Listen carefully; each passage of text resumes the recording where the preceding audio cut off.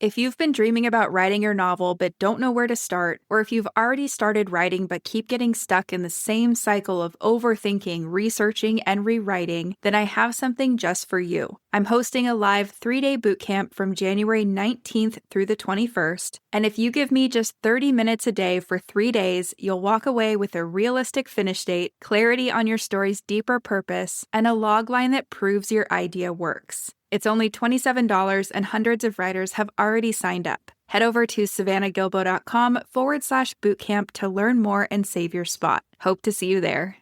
Without an outline, I definitely would not have finished the book, but it's nice when the outline's actually done because then it's really just doing. It's doing the actual writing and there's not really any planning left to do. And without having that planning as a roadblock or, trying to figure out world building or what do we do in this scene? Where do we start here? That type of stuff. I feel like it makes it so much easier to write. Like I personally didn't have as many barriers as I was writing. And I never ran into writer's block when I wrote the first book. Welcome to the Fiction Writing Made Easy podcast. My name is Savannah Gilbo, and I'm here to help you write a story that works.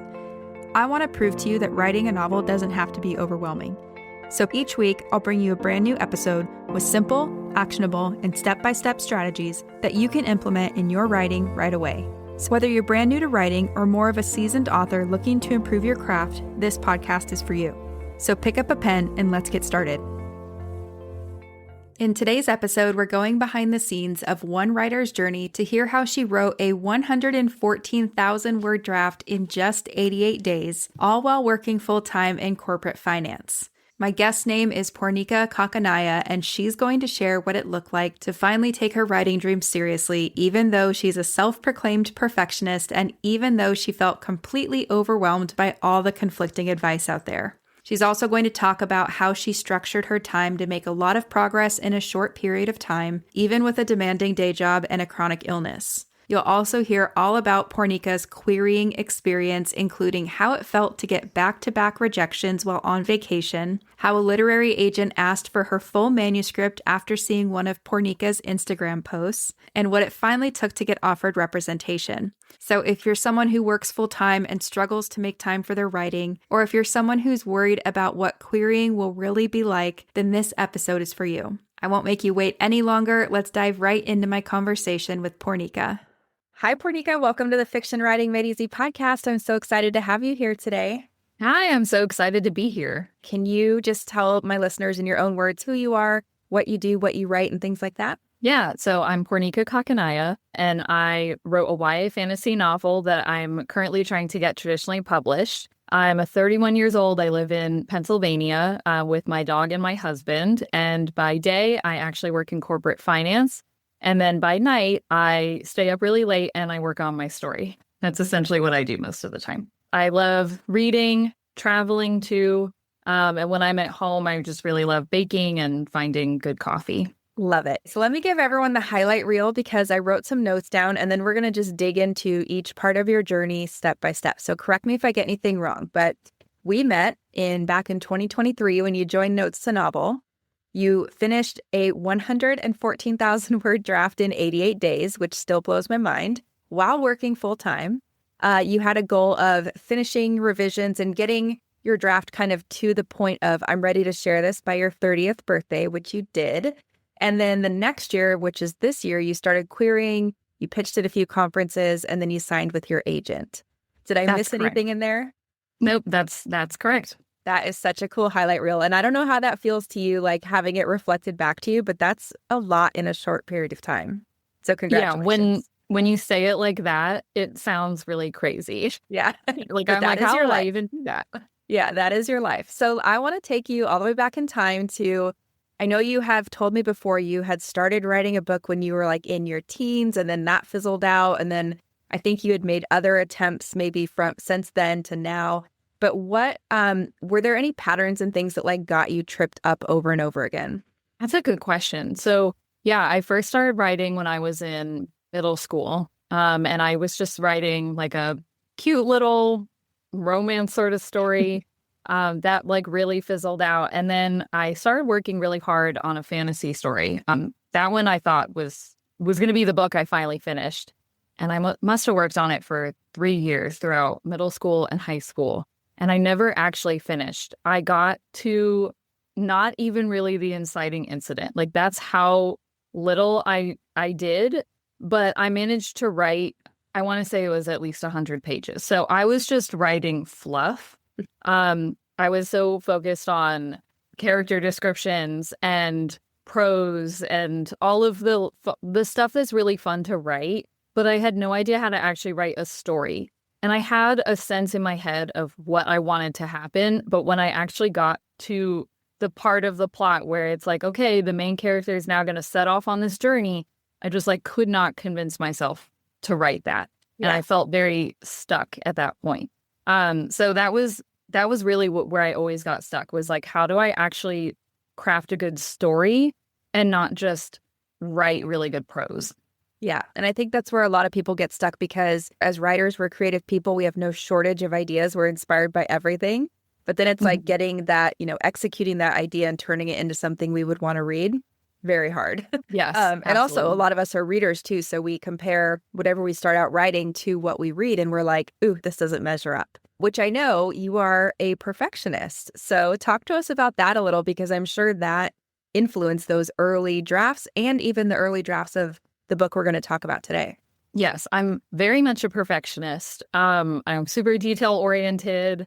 I don't like to start something unless I know that it's going to be perfect, which is why when I stopped writing, when I kind of gave up on that fantasy novel in high school, I didn't write again until I turned, I think, 28, 29. I just like basically put this whole dream of being an author on the shelf because I felt like I could never actually do it well. Like there was no way that I was going to write the perfect book, so I was just not going to write it at all. Yeah. And then in 2023, I decided that's ridiculous. I'm going to try to write this. But I still knew that I would have to get to a point where I was at least satisfied with what I had, like an idea, a good outline.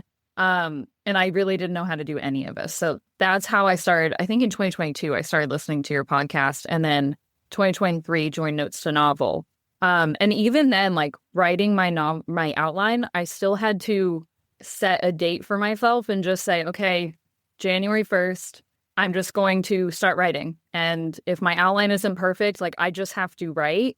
And then while I was writing, what always tripped me up before was that I wanted to go back and edit what I'd already written so that it would sound perfect. Yeah. And this time instead, I was like, nope, I'm just going to write and I'm not going to look back at anything that I wrote until I get all the way to the end. And that's how I managed to finish writing it in less than 90 days.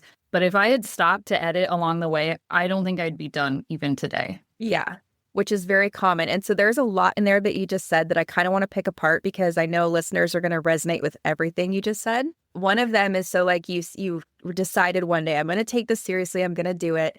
And then there was kind of like about a year of trying and maybe running into walls. So like, what did you try in that year or so before you and I met? Yeah. So like I said, it started with the podcast. In 2022, I started a new job that I'm still at today, and it's based in New York. And I live in Pennsylvania. I have to drive to a train station very far away in New Jersey, and then I have to take a train. I have to take a subway. So it's like a really long commute. And I only go, like once a month or so. But when I started going in 2022, I would listen to your podcast on the way. And they're very short clips. So I could get through a lot on my commute. And so I started like listening to that. And I was like, I kind of think I can do this. And so I want to say it was like January 2023 where I finally said, I'm actually going to try to write a novel.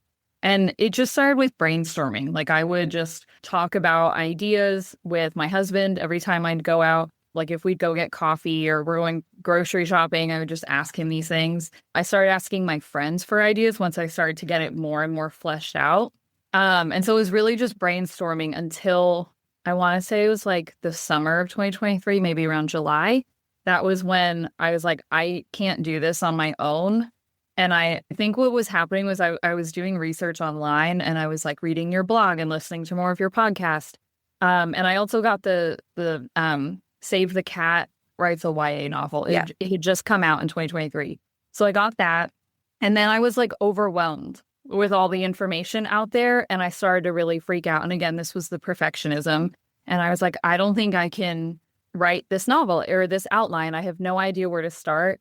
And I didn't know how to take all the information I had learned and like put it all into something that could work. So that was when I decided I have to sign up for Notes to Novel. Like, I just need someone kind of guiding me along one path. And there was one thing you had told me that helped a lot. And it was that don't try to use like so many different plotting methods. And that helped significantly because I was over here like, oh, well, what's like the 3-act structure and what's Save the Cat? And I like trying to do all these different things. And that was just really overwhelming and it didn't work for me. So just doing Notes to Novel helped me like pick one and then go forward from there. Yeah. And it's something I talk about a lot because I am also a perfectionist. And I was also in the same boat at one point where I was the person that would literally compare all the different methods and be like, well, this one says the inciting incident's at 12% and this one says 10%. And I would get really overwhelmed, like, well, which one's right? What should I do? So yeah, I always talk about like one method doesn't have to be the Notes to Novel method, but just pick one and see it through to the end. So we're going to come back to that idea because like you said, that's what you did. But then you took Notes to Novel. And I remember there were calls during that like 8-week period where we were talking about perfectionism stuff. And so it was coming up even as you were working through things with a process. And then, like you said, you had a cut bait date, which is something we talk about in the course. Like you can't outline forever. At some point, you don't know what you don't know. So you need to start writing. So you had a cut bait date of, I think it was the end of year or early January of the next year. And then what's funny to me is that you had done all this like foundational work. So you were set up to actually write a book. But then also I know that your like perfectionism tendencies and your type A a little bit helped you write that book in under 90 days. So like the overwhelm was gone. And then you took all the things that make you efficient and good at your work and, you know, responsible human, and you put that to your book and you finished, which is amazing. Yeah, absolutely. I am a person of structure. I plan out every hour of my day. And I know that sounds crazy to a lot of people. My husband still has to like deal with that. But he understands that I have to do this now. But it's basically how I handle like my own stress, or else I will get overwhelmed with everything that I have to do. So if I can at least structure and say, okay, you don't have to worry about 5 tasks right now because we're only doing 1 task now. And then task 2, you'll do it this time. Yeah. Or task 3, you'll do like tomorrow. That helps me feel a lot more relaxed. Yeah. And then I can focus on actually getting something done instead of just being so overwhelmed and stressing out about how am I going to get all of this done. So that's essentially what I did. As soon as I started writing, basically the first day that I wrote, which was January 1st of 2024, I got an idea of how fast I could write and how far I could get in terms of like how many scenes I could write in a certain amount of time. So I then used that to say, okay, well, this week after work, I have this many hours like free. You know, if I start writing at like 9 o'clock every night, I can write like 2 hours a night, right, before I go to bed at 11. And so that's what I kind of did. And I was like, okay, well, that means that I can get through like a scene here and a scene there. And I planned out when I was going to write everything. And then once I actually started writing more, I got a lot faster. So my original goal was to be done in 6 months. And then I realized I was going way too fast for that. So then I set a goal of, okay, can I finish the first half by the end of January? And I think I did. But then I went on vacation in February. So I didn't do anything when I was on vacation. I was gone for like 10 days. So when I came back, I was like, okay, like January was kind of rough. Like I really didn't give myself any downtime. And we're talking like weekends where it was like I was still working full time on the weekends too. Like I would just sit at my desk and I would write and I wouldn't move for like 6-7 hours, which is not good. I don't actually recommend that. Yeah. But when I came back from my vacation, I slowed things down a little bit. So I took longer than a month to actually finish the second half. But I managed to finish before March 31st. Yeah, which is so exciting. And I don't know if you want to talk about this, but you also have a chronic illness, right? Yes. And how did that factor into A, just kind of like protecting your energy, and then B, knowing that this could kind of flare up at any time? Did you have to deal with that? Yes, absolutely. That came into play a lot. So I have endometriosis and some other issues too, that are all kind of related to the endometriosis. It's sort of like the cause of like multiple different things. And for me, my endometriosis got really bad end of 2022 going into 2023. So that perfectly lines up with my timeline of me deciding, hey, I kind of want to write a book. And the reason for that was that when I was really struggling with my endo, there was a lot that I just couldn't do because I'd be in pain all the time. So I would read a lot to distract myself. And then I felt like I had to give up a lot of things that I used to do before. And I felt like kind of purposeless. So that was how I decided I want to write a book, because writing is a pretty accessible thing, at least for someone like me with my chronic pain. Like, I can get comfortable writing. I don't have to write a certain amount every single day. Like, I'm not right now, I'm not on a deadline or anything. So that's how I started to get into it.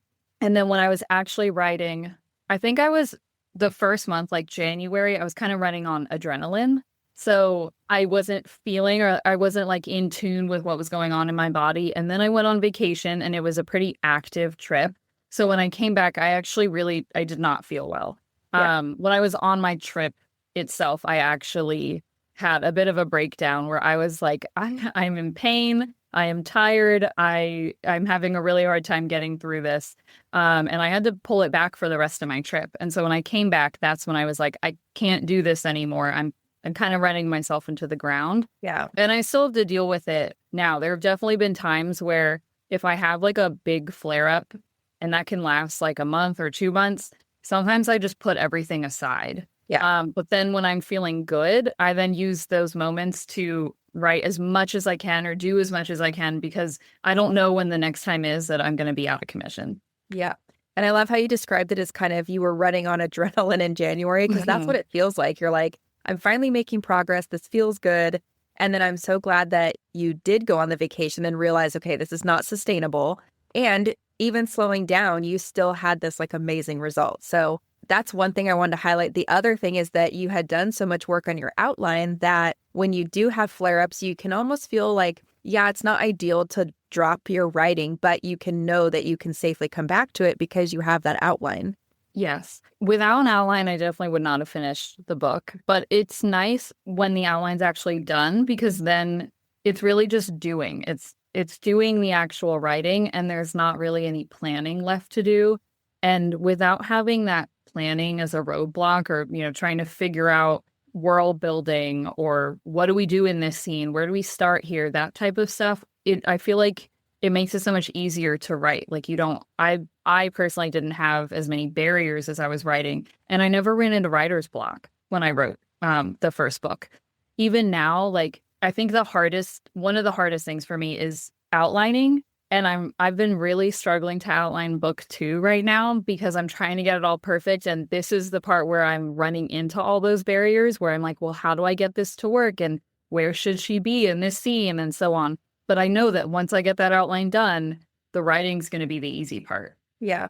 And it's interesting, as an outside observer to your journey, the first book, when you had your outline, you were asking very different questions than your outline for book 2. So it's kind of like in the beginning, you were like, everything's on the table. I don't really know. I can choose an infinity number of options. And now you kind of come to book 2's outline and you're like, okay, I know what's happening because I know my characters, I know my plot. You also have book 1 to go off of, but it's more like, I can do these 3 options, and here's why I think I might want to do each. What do we think, So it's fun to see you just like you're growing as a writer and asking these like next level questions, which opens the door for next level problems as well.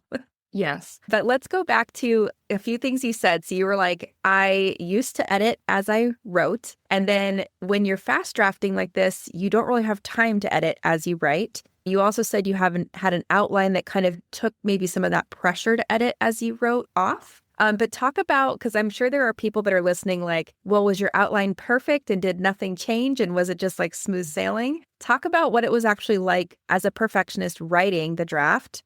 Did things change? What was that like? Some things definitely did change, but not a ton. What happened was there were a lot of things that I kind of made up on the fly. Mm-hmm. So the scene would take place in a certain location, and I would know which characters were involved and what they ended up having to do or say in order to kind of hit my goal for the scene. But when you're writing, you still have to fill in like all the extra. What's their actual conversation, right? They can't just say the words that you need them to say in the outline. Yeah. They have to have an actual conversation. And so it'd be like when I was writing stuff like that I would just suddenly come up with something. And there was one pretty major change that I made. I think this is the biggest change I made in the whole outline as I was writing. But when I got to the scene right before my climax, there's a character who originally is supposed to just get hurt. And instead, as I was writing it, I was like, this would be a lot more impactful if they died. Mhm. And I had like a really big thing when I was making the outline. I was like, this is YA. I need to keep this like not so violent. I don't want this to like have a lot of death in it. But then as I got to that scene, I was like, it makes sense. I need to do this. And I didn't know in the moment what that would mean for the whole story, if I'd have to go back and change anything. And also what that meant for the rest of the books in the series, because I want to write more books in the series. And I originally had it that this character would come back in the next book. So then I knew when I was writing this in the moment, I was like, oh no, this is going to change stuff later. But I was like, I just have to do it. So I'm not saying that the outline was like the gold standard and I definitely stuck to it, but it's a very good starting point. And then when you're actually writing, sometimes you just have to make some changes. Yeah. And I know that you use like the brackets, you use bullet points, you use things like that to kind of speed your way through maybe things you didn't quite know or things you were like, I want to change this and here are my notes on how I'm going to change this. So I want listeners to hear that because it's not like you created this rigid outline that then you were like, I have ideas, but I have to follow the outline.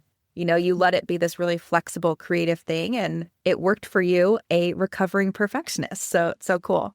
Yes. Was there anything about going through that draft and that outline and the course in such a short amount of time that surprised you or that you like wish you knew a few years ago?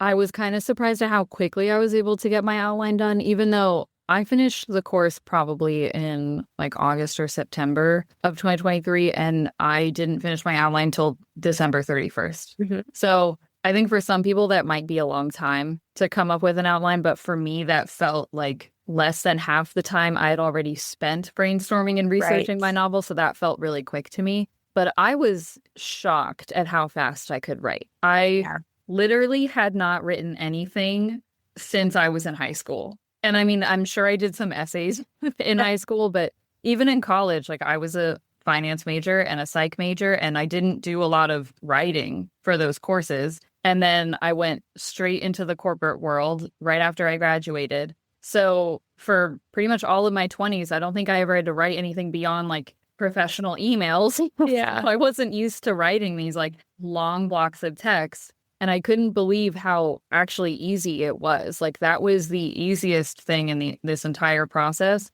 was just sitting down and writing.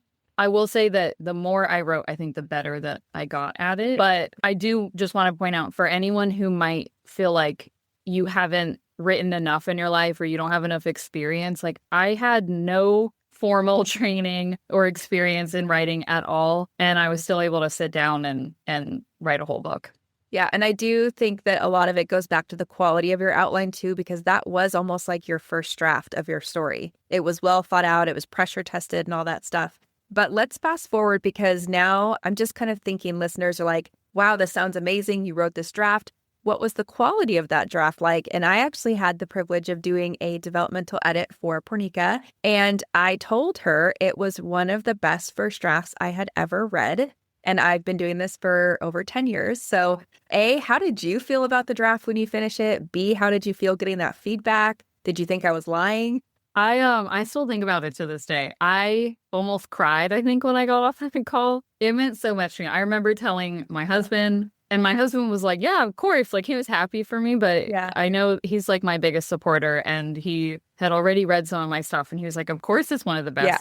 But I remember telling my parents, and I don't think I'd kept my parents that updated on my whole journey, because I was kind of afraid to tell anyone in my life that I was working on this, because what if I didn't finish it? And what if it just went nowhere? What if I wrote something and it was terrible? So there were very few people in my life I was telling about this, but I remember telling my parents that you'd given me that feedback, and they were like, wow, like My dad was like, you're going to become this big author and like Oh, you're going to become famous. Everyone's going to know you. And I was like, I just can't believe I got this feedback. So how did you feel about your draft, like going into that developmental edit? I felt decent about it, honestly. I knew that there were still things I had to fix, but one thing that I was really struggling with was like I was too in the weed, though I had no idea.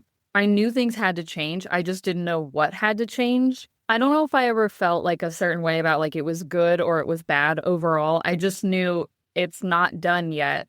And I guess it's me being like kind of the perfectionist. I'm like, I just want to get this done. I just want it to be perfect. So that was why I reached out to you because I was like, I've just been hitting a wall for like 2 months where I'm trying to look at this and edit it. And I can't see this from like sort of an outside perspective.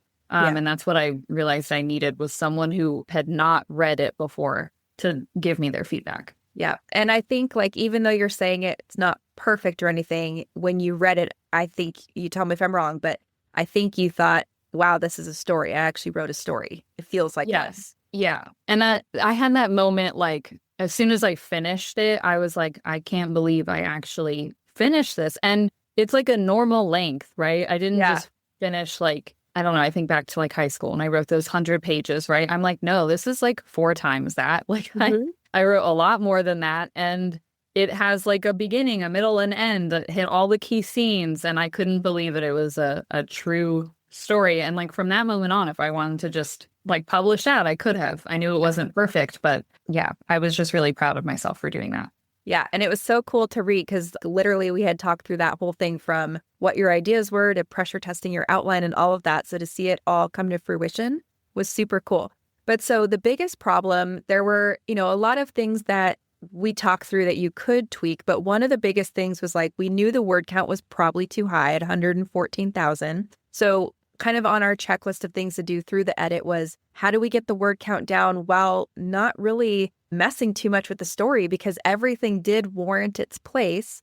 And I remember something that you had talked about in the Story Lab membership, which is for notes to novel graduates. You had been telling people like, I've been ruthless with editing this because I'm making sure every scene touches the character development and the plot development. You want to talk about that a little bit, actually? Yeah. I had this one day, I think it was after I got the developmental edit feedback from you. And I remember I got your feedback right before I went on another trip. Yeah. And I just remember being on this train from London to Edinburgh. And I was just going through all of your feedback and trying to figure out like how to use all of it. And when I got back from that trip, I sat down with my husband and I said, okay, I need, again, like an outside perspective. I need you to tell me, I'm going to go through every single scene. I need you to tell me, like, does this make sense? Do you feel like this relates to the global story? Or do you think this is kind of like just fluff that I'm putting in there? Because at that point, I was attached to scenes. And it's like, I might look at something and say, this is very important. But really, it's just, I just really like it. And it might not actually be that critical to the story. So when I sat down and had that like session with my husband, that helped significantly. And it really shifted my perspective on how I would kind of work on my outline going forward. And I was able to at least do that with my outline for book 2. So I feel like I'm already kind of overcoming some of the pitfalls that I had with book 1. Yeah, which is so fun. So usually I like to kind of highlight things like, oh, we had to fix this with your character or whatever. But your story actually really worked. And at that point, it was more like, here's how we could kind of enhance what you already have. Here's how we could tighten things, layer things. But your character work was great. Your plot work was great. Your world building was great. I know we talked a little bit about like maybe where to start the story and things like that. But long story short, you went through the edits and I think you did that relatively quick as well. And then you went to beta readers who had a great response to your story. And how was that to get outside feedback other than me and your husband? Because I know that's like a little echo chamber, right? That was really cool. When I got it, I'm, again, the perfectionist. So I obviously zoomed in on all of the criticism. And there were some things that I was a little bit like not upset about, but just like, dang, I wish I had taken the time to fix this before I'd even sent it to them. But I mean, that's also what beta readers are for. But there was quite a bit of feedback in there that I was so excited about. One of the beta readers, actually, 2 of the beta readers were women of color, like myself. And one of them had said that there's a scene in my book where the main character has like an honest conversation with her best friend from home about how she's been very insecure about her race and how she's been really like hiding things and always trying to kind of assimilate throughout her life. And this beta reader said that it really resonated with her. And that meant the world to me because I loved that scene, but I was really worried that it wouldn't resonate with readers. So to get that kind of feedback, it was like, wow, like this is why I'm writing. This is what I'm trying to accomplish here. And that was really cool. Yeah. And it resonated with the right reader, which I think is an important lesson.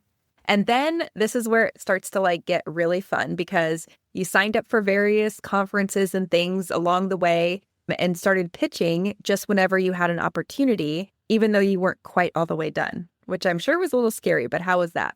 So I started querying agents before I was all the way done trimming my words. So I had it in a spot where it was good enough to send out, but I knew that I still needed to cut words. So even though I was sending out queries, I was like, well, no one's going to request my story like in at least the next month. So I can spend the next month trimming it down. And I just basically kept trimming whenever I could in the spring, like early 2025. And then in May, by then I'd gotten a full request from an agent, but I felt like I could do more. Like I felt like I wasn't getting enough responses from agents and I wasn't really sure what else I could be doing. So in May, I just spent like a week doing some like huge cuts, like taking scenes out and just trying to get it as trimmed down as possible. And I got it to 99,000 words, which that was my goal, was to get it under 100K. And once I got it there, then I started querying like my kind of big time agents, like the agents that were really high up on my list that I was too afraid to query in the beginning when I had the higher word count. Yeah, because you knew the word count was going to be an issue. And I remember we kind of had this talk at one point of like, let's just see what happens because, you know, with YA and especially with fantasy, sometimes we do get away with a little higher word count. But we kind of both were like, yeah, it should be under 100. We'll see what happens. So then you got it under 100. And I remember like that was so hard because everything technically worked. But because it's your debut, we wanted it under 100. So then at some point you had like multiple people interested. Mm-hmm. What did that feel like? I mean, and this is like in the span of years since starting and getting to this point. What did that feel like? Yeah, it was insane. So I had 2 full requests when my word count was the original word count, which is 110. That's what I queried with in the beginning.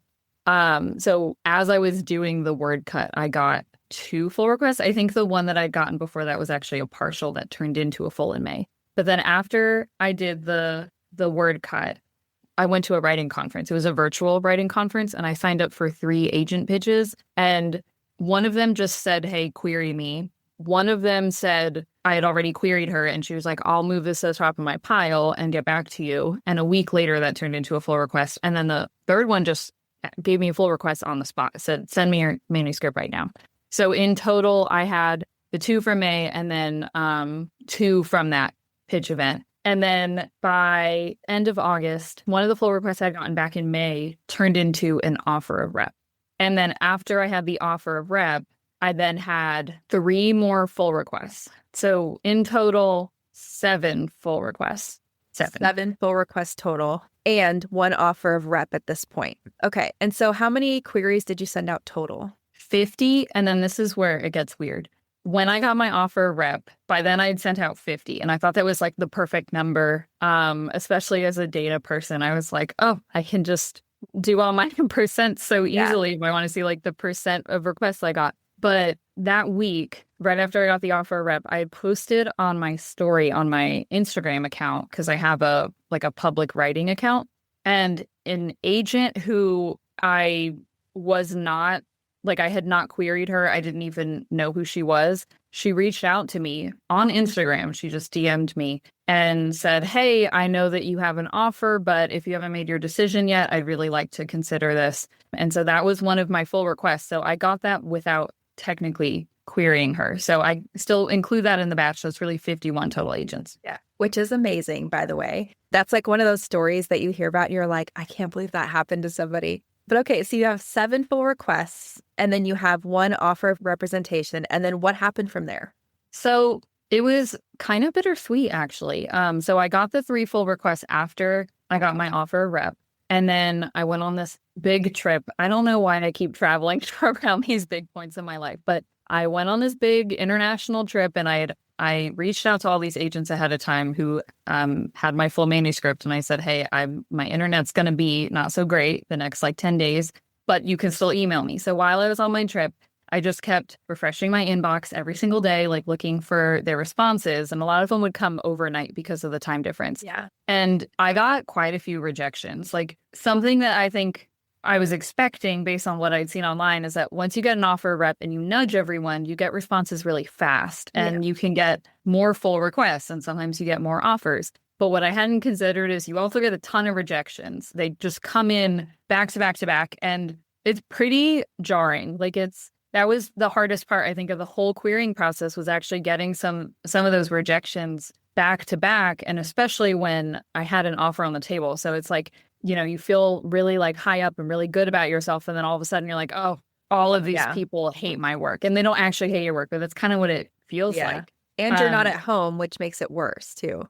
Right. Yeah. And it's hard because when you nudge, you don't know why they're saying no unless they tell you. So it could be something like, I just don't have the budget for this kind of book in this quarter or whatever. Or it could be, I read it and I don't like it, or it's not a fit for me, right? So it could literally be anything, and we interpret it as, my book sucks, I'm terrible. Yes, most of the responses are just, congratulations on your offer, I will be like withdrawing or something. Yeah. So that was a bummer. But there was one agent who was one of the agents that I had pitched at that writers conference, and I thought they could be a really good fit with me. And I had nudged her, and she said that she would, make sure that she finished the full manuscript, like finished reading it, and would give me a decision before the deadline, which was after my trip. But about halfway through my trip, I actually got the response from her, and it was a rejection. It was a personalized rejection, but it was still, that one hurt the most out of all of them. I think it's really hard when you get so far, and now someone actually has your entire book, and then they say no, because then you're like, wow, I really thought this would actually turn into something. Yeah. I felt like I didn't really get my hopes up with a lot of agents when I just cold queried them, but to have met her at the conference and pitched to her in person or face to face, I just felt like I had a really good shot with her. And so that was the most difficult rejection that I had to face in the entire querying process. But really, like the next few days after that, I kind of just told myself like it just wasn't meant to be. And it doesn't necessarily mean that my writing was bad, but one thing that the agent had said was that she actually had a lot of other YA fantasy authors, and she was hoping that mine would be a little more crossover into new adult so that I wouldn't overlap with her other authors. But then when she read it, she realized it was pretty YA. So it really has nothing to do with me or my writing. Right. And it was kind of out of my hands. But, it still hurts to get something like that. Totally. Especially like you said, you kind of had your hopes up. That's very natural that we feel that way, and then it's kind of like one no after another is really hard. And throughout all of this too, we had been reworking your query, which was a whole other can of worms, because it's like you knew that some things were working, some things weren't. So we were kind of going back and trying different angles and things like that. But then like fast forward to what was it like when you did the call with your now agent? It was awesome. I couldn't believe it was happening. I actually happened to film my reaction when I got the email from that agent. I'd been waiting for a response from them for a while because they had given me the full request in May. And then I did actually send them the updated draft with the 99,000 words. So I was just kind of waiting. And at this point, I was waiting so long that I was like, oh, I don't know if it's going to amount to anything. So when I saw the email in my inbox, I didn't even open it, but I just like popped up my phone and I was like, you know what? I'm going to just film this. And if it's bad, maybe I won't post it. Or maybe I will, and I'll just show people what it feels like to get a rejection. Yeah. And it was really cool because it ended up saying, I loved your book and I want to have a call to discuss representation. And that was a really cool moment. That's probably my best post on social media. It's gotten the most views and everything. And I think that's really cool because it was a genuine reaction. But when I had the call, it was the next day. And I was actually really surprised at how quickly it happens. I told them that I was going on this trip and I'd be leaving in a few days. And they were like, well, how's tomorrow? And was kind of thrown off by how quickly they wanted to move. So I had the call. It was really, really cool. We talked for, it must have been an hour and a half. Wow. It was like pretty late when I got off the call, but it was so exciting. Hearing someone who I've never met before gush about my story, and not just like the concept of it, but actually saying things about the characters and specific things that happened, like conversations that happened. That was wild. It was so, so, so cool to talk to someone who just had a lot of passion for my book. Yeah.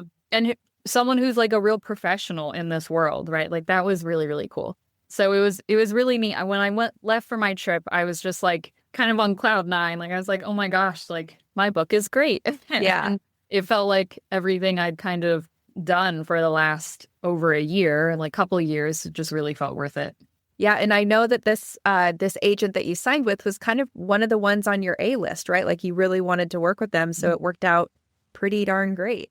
Yeah. I felt like we were a really good fit. Like when I read everything that they were looking for, their manuscript wish list, I was like, wow, this could work really, really well. So that was exciting too, that it was at least an agent who I was really interested in and happy with. Yeah.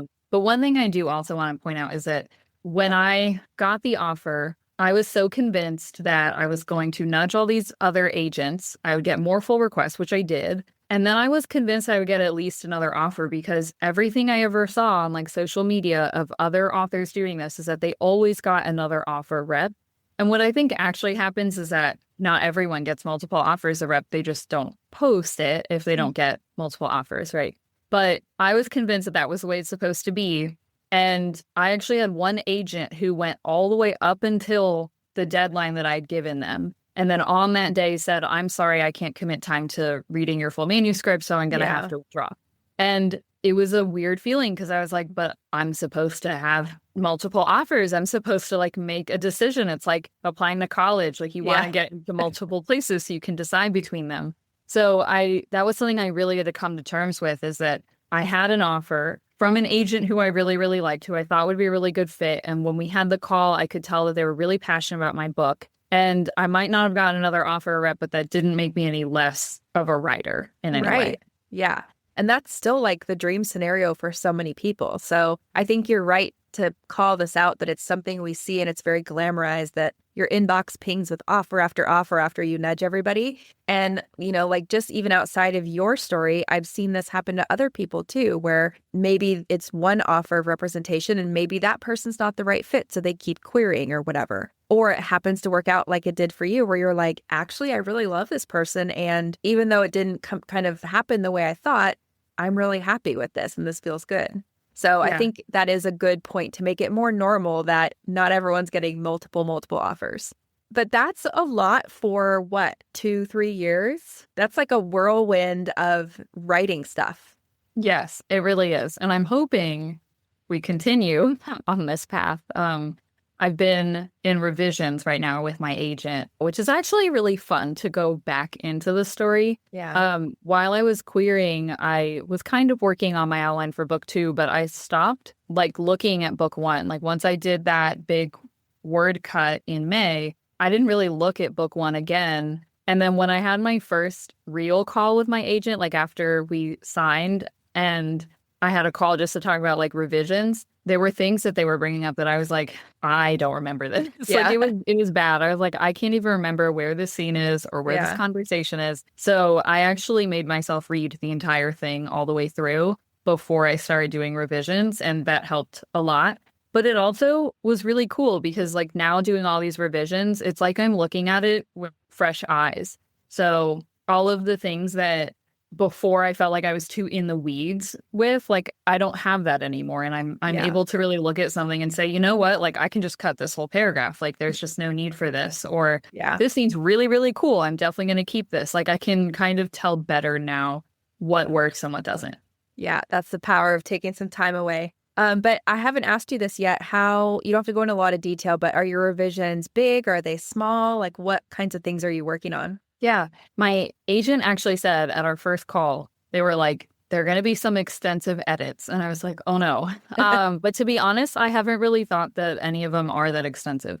I haven't had to get rid of characters. I haven't had to like change my plot that significantly. Really, some of the biggest things were just kind of tightening up the pacing. I think that was like the biggest priority that I had in my first round of revisions. So it was a lot of just trimming things down that are unnecessary. Right now in this second round of revisions, I'm just working on like trimming down long blocks of text or long descriptions, and unnecessary dialogue tags. So it's not anything that like really affects the actual story or plot at all. Yeah. And then the next round is going to be line edits, and then we're going to hopefully be ready to go on sub in the new year. That's so exciting. So, I mean, that's probably pretty encouraging for people listening because they're like, you wrote this book and it was from the get-go, it worked and it just needed tightening and tightening and tightening and like polishing. Because I know a lot of people get nervous. They're like, if I write something that works and I love it, are people going to make me change it? And it's like, not necessarily. So that's really cool. But I mean, congratulations on everything because your story, like everything happened so fast and it's so cool. If you were looking back and maybe talking to someone that was where you were 3 years ago, what advice would you give to someone like that? Or if you were talking to yourself 3 years ago? If I were talking to myself 3 years ago, I would say, don't give up. I know that's really cliche, but even in those times where you feel like a huge imposter, where you're like, I'm not doing what everyone else is doing, or I'm never going to actually get published and see my book on a shelf one day, I would say just keep working, like just keep moving forward. Especially as a perfectionist, there are a lot of times where I feel like everything has to be all or nothing. So if I can't commit to like 2 to 3 hours today to work on my story, then I'm not going to work on it at all. But I've like met a lot of people through social media who are also writers, and a lot of them just do like a 15-minute, 20-minute writing sprint. And like right now, as I'm working through the second round of revisions with my agent, I've been spending like no more than an hour a day on them. And that's just something that I need to do with my schedule and my health right now. But it makes a difference when you really add it all up. And if you're continuing to move forward, eventually you'll feel like you're making progress, and that will continue to motivate you. Whereas if you just kind of let everything go completely, it's so hard to get back into it. Yeah. And I think what you said about that black and white, all or nothing thinking is really important because I'm guilty of that as well. It's like, if you don't have the perfect circumstances or the perfect plan, then what's the point? But the point is these small little bouts of work that actually move you forward. So I'm so glad you said that. But any last parting words of wisdom, Poornika? I just hope that for everyone who's listening to this, if you're writing a book, or if you're querying, just know that you will get there and you can accomplish really big things, and you don't need to be this like acclaimed, well-known author to do it. I really came in here just with no formal writing experience, no like degree or anything like that in writing. And I just kind of sat down and started working on it, and I got this far. And it's really cool. It still doesn't feel real most days. So I just want to tell everyone that like, even if you think you can't do it, you really can. You really can. I love that. And it's so funny. You're right. Like it takes a while for it to feel real and sink in. But we'll link to where people can find you around the internet. Is there like one main place you'd want to send everybody? Yeah. My TikTok is what I use primarily, and that's my full name. I think it's at Poornika.Kakkanaiah. But I also have my Instagram as well. It's the same handle. So either one works.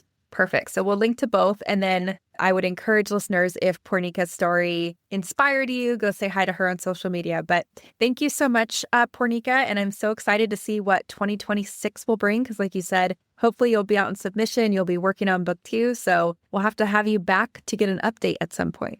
I can't wait. Thanks so much for having me.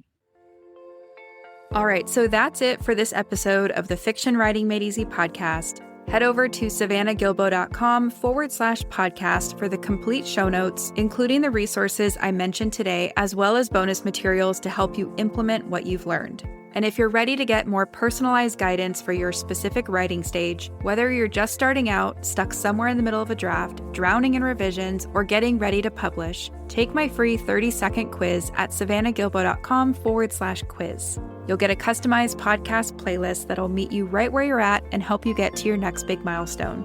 Last but not least, make sure to follow this podcast in your podcast player of choice, because I'll be back next week with another episode full of actionable tips, tools, and strategies to help you become a better writer. Until then, happy writing.